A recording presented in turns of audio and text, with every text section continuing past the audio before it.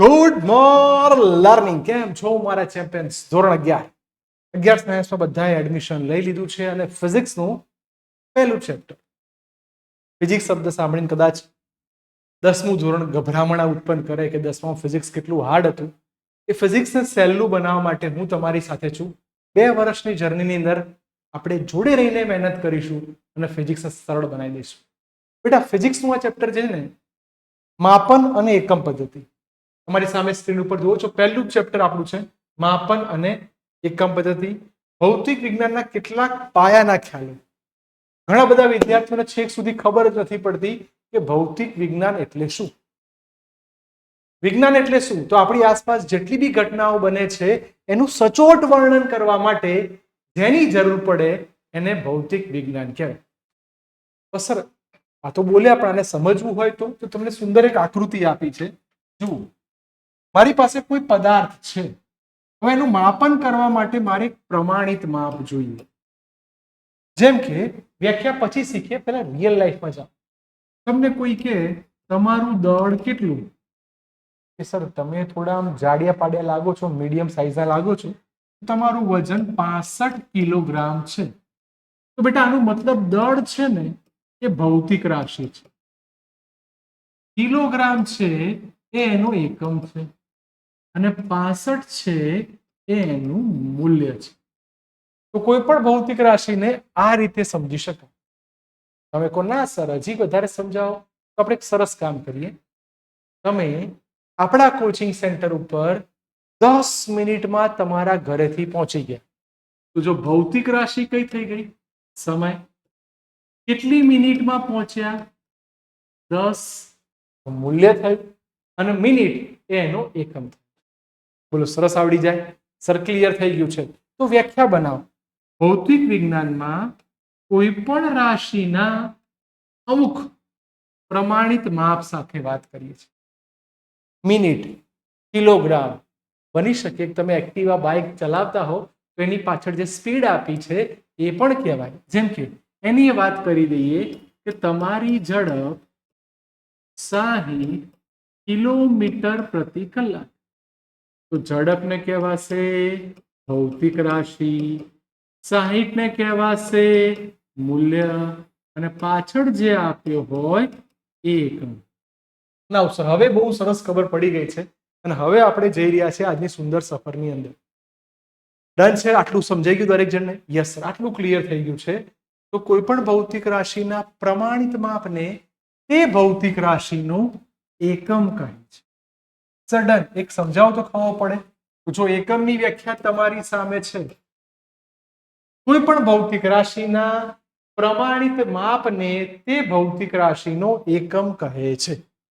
કોઈ પણ ભૌતિક રાશિના પ્રમાણિત માપને તે ભૌતિક રાશિનો એકમ કહે છે. ધ્યાનથી સાંભળજો. માપન એ મૂળભૂત રીતે આપેલ રાશિના એકમની સરખામણી છે. જેમ કે અંતર, લંબાઈ, ઊંચાઈ, પહોળાઈ, ત્રિજ્યા, વ્યાસ. પર કેટલી બધી ભૌતિક રાશિ બોલી ગયા હે. પણ આ બધાનો તમે એકમ જોવા જાઓ તો બધાનો એકમ મીટર થાય. એક સરસ મજાની સ્કેલ આપી છે, તમને એક પેન્સિલ આપી છે કે ભાઈ આ પેન્સિલની લંબાઈ માપવી હોય તો તમે સ્કેલની સામે મૂકી દો તો તમને એની લંબાઈ મળી જાય કે 10 સેન્ટીમીટર છે, 15 સેન્ટીમીટર છે, 4 સેન્ટીમીટર છે. તો લંબાઈના એકમ બહુ બધા બન્યા. મીટર બી બન્યો, સેન્ટીમીટર બી બન્યો.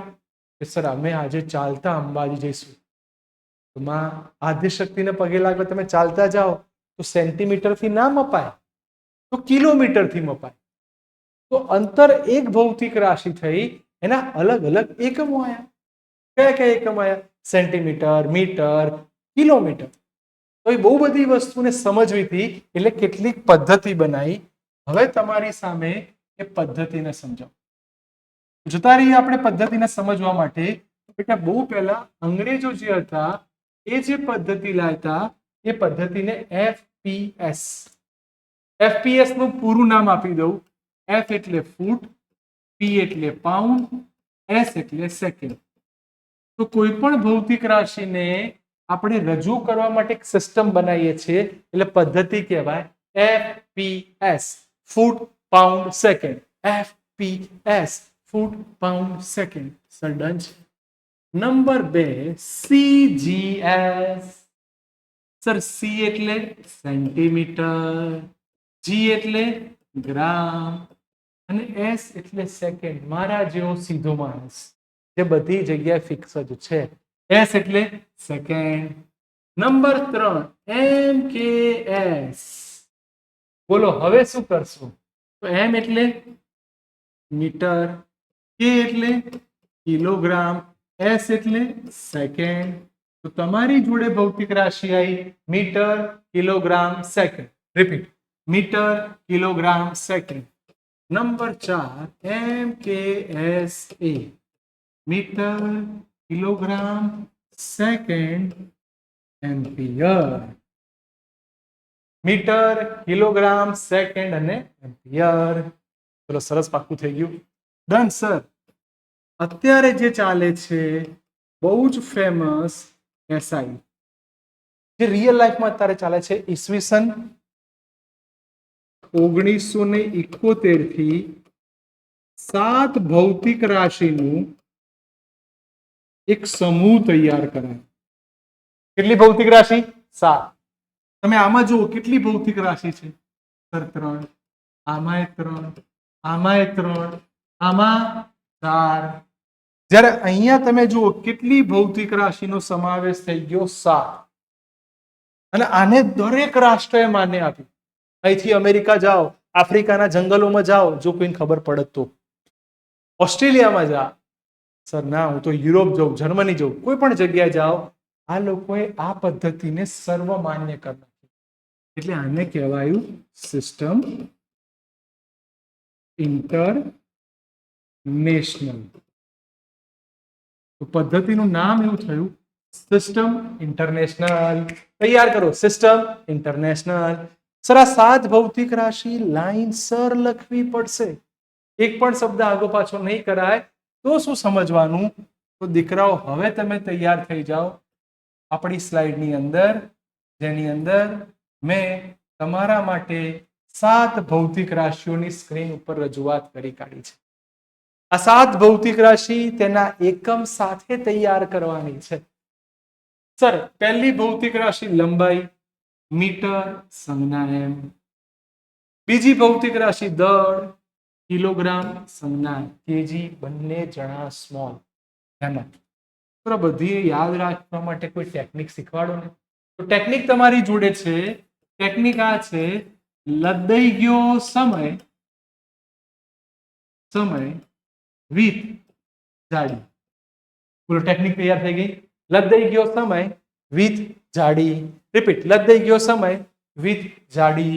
તો લ ઉપરથી લંબાઈ, દ ઉપરથી દળ. આનું કશું જ નહીં. ભૌતિક રાશિ છે સમય, સમયનો એકમ સેકન્ડ. વી ઉપરથી વિદ્યુત પ્રવાહ, વિદ્યુત પ્રવાહની શોધ કરનાર વૈજ્ઞાનિક એમ્પિયર.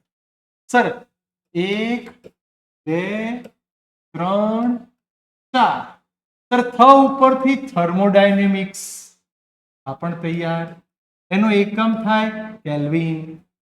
નંબર 6 જ ઉપરથી દ્રવ્યનો જથ્થો. દ્રવ્યનો જથ્થો કઈ રીતે મપાય? નામ આવ્યું મોલ, MOL. અને છેલ્લે ડ એટલે આપણે દ્ર બોલીશું. તમે દ્રવ્યનો જથ્થો બોલી ગયા. જ ઉપરથી જ્યોતિ તીવ્રતા. એનો એકમ થાય કેન્ડેલા. જ્યોતિ તીવ્રતા એટલે શું? જે પ્રકાશ આવે છે ને એ પ્રકાશનો એકમ જ્યોતિ તીવ્રતા કહેવાય. ઇંગ્લિશમાં કહેવાય લ્યુમિનસ ઇન્ટેન્સિટી. શું બોલે દીકરાઓ? Luminous intensity. તો આ તમારા ચેપ્ટરનો મોસ્ટ આઈએમપી સવાલ કે ભાઈ એસઆઈ એકમ પદ્ધતિ પર ટૂંકનો દાખલો. તો તમારે આ 7 ભૌતિક રાશિ બતાવવી પડે. 10 મિનિટનો આ વિડીયો બનાવો હતો કે જેની અંદર મેં તમને બહુ સરસ બેકગ્રાઉન્ડ આપી દીધું. ખાલી 2-3 નામ તમને કહી દઉં છું. મૂળભૂત ભૌતિક રાશિ નંબર 1, સાધિત ભૌતિક રાશિ. આ બંનેની વ્યાખ્યા ખાસ કરજો. 11મા ધોરણમાં પેપરોમાં વ્યાખ્યા પૂછાય છે. મૂળભૂત એટલે કોણ? કે જે એકબીજા ઉપર આધાર ન રાખે. અને ઓછામાં ઓછી સંખ્યા હોય બધા એના ઉપરથી મળે.